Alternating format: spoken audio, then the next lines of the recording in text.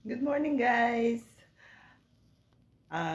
It's September 1st and it's 10:55. So, nagpaplano kaming kumain sa labas. Kakain kami sa labas. At ako'y nag-iinit ng aking kape. Kanina ko pa ako nagugutom. Nag-harvest ako. Ang dami. Ang dami kong hinarvest. So, nagluluto siya ng bacon, tuyo, itlog, at sinangag. So, doon kami kakain sa labas. Sa labas ng bahay. Let's see kung ano ang kanyang luto na. Ako'y magpapalit ng tsinelas.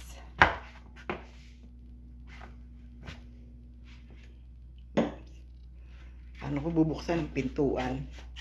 May dala ako. Ay, kukunin ko pala yung ketchup para sa itlog. Kalimutan ko.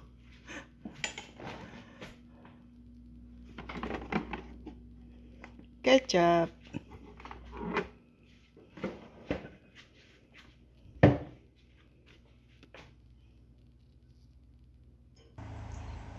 Ayan, makalabas na ako. So, ayun siya sa sunroom. Doon kami kakain. Nagluluto siya. Coleus yata yung pangalan ng isang halaman na yun.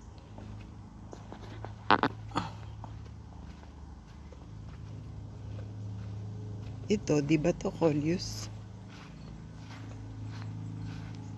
Yan. Green. Sa isang paso, tumubo siya. Tsaka ito. Parang ang tawag sa atin yan, mayana. Eto na yung aking hinarvest. Ang daming sili. Iba't ibang klaseng sili. Upo, kalabasa, ampalaya, talong, at kamatis. Ano na niluluto mo? Bacon. Ito na aming kakainan. Yan. Yung egg tapos na. Yung tuyo at sinangag hindi pa. Kasi niluluto niya bacon.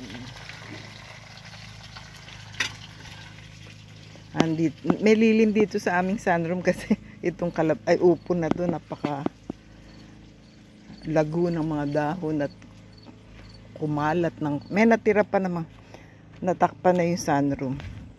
So ito meron pang natitira para sa amin kasi yung mga hinarvest ito may isa pa dito malaki din. Yung isang hinarvest namin, naka-harvest na ako, mga 5.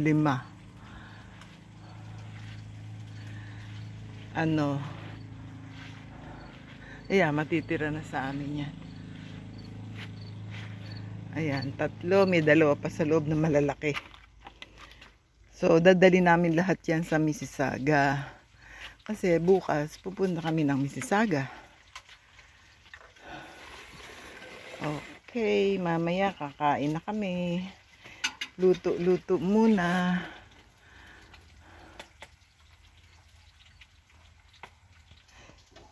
So, meron tayo ditong ketchup para sa itlog.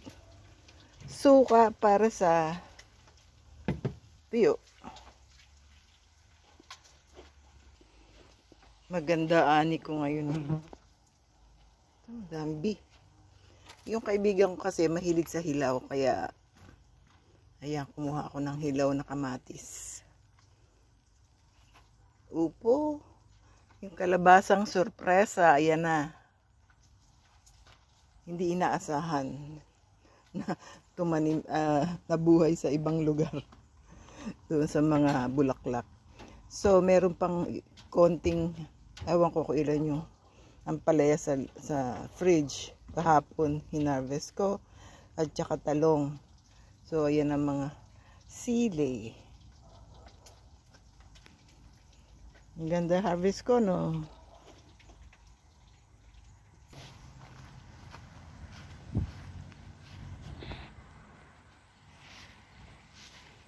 So habang nagluluto siya, nagdidilig ako para matapos ang isang trabaho. At bibili kami ng, oh, may seeds pa pala eh.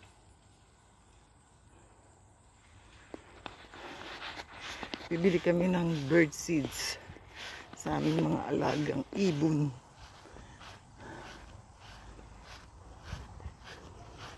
Tapos ko nang diligan yan.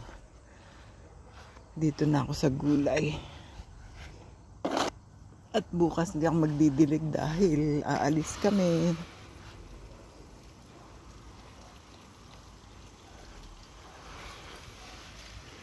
Yung aming Rose of Sharon, all white.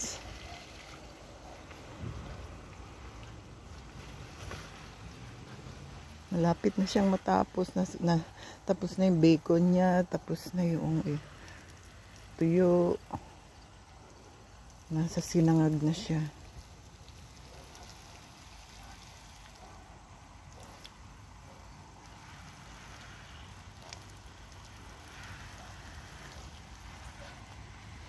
Ito yung tinanim kong cucumber na late. Ay naku, bumagsak dahil sa akin. Kailangan ko siyang itayo.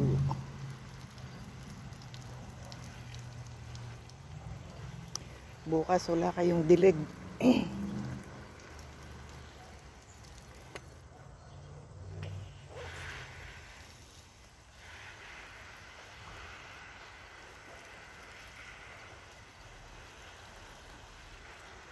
Ang dami kong okra sa fridge.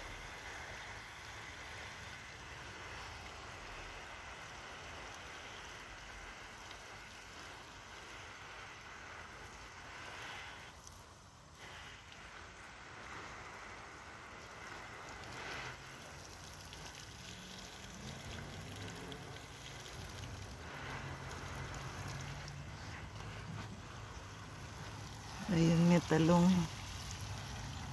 Sa amin na siguro yan.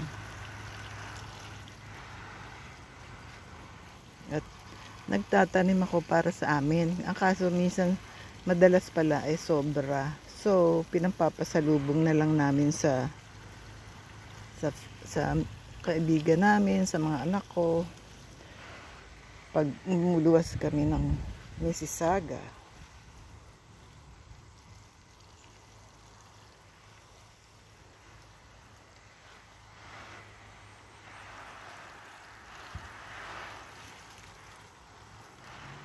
Kailangan pumasok sa loob.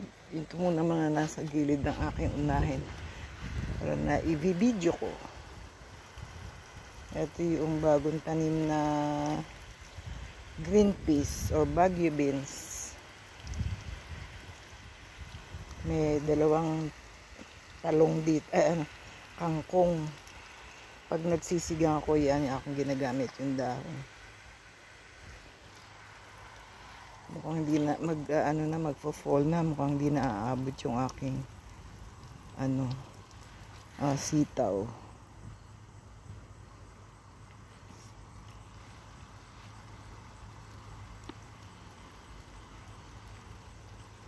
Kailangan na rin kainin tong lettuce na pula.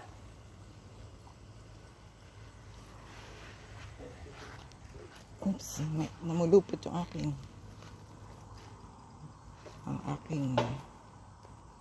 hose. May naipit.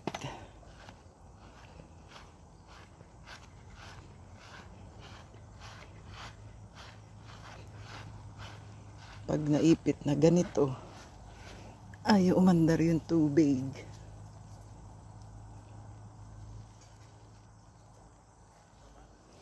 Oops, tinatawag na ako. Kakain na raw. Okay. Mamaya ako nagtutuloy yung pagdidilig.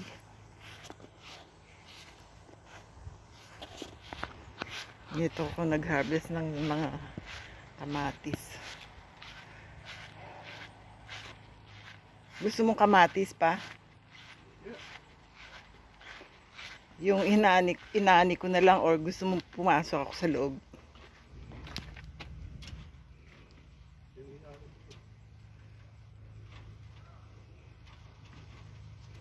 Hilaw pa.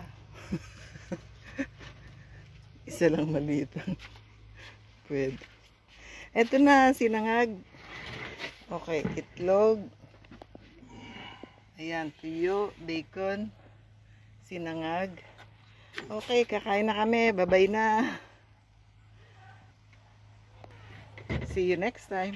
Bye-bye. Isang kalong ko dito. Iwan.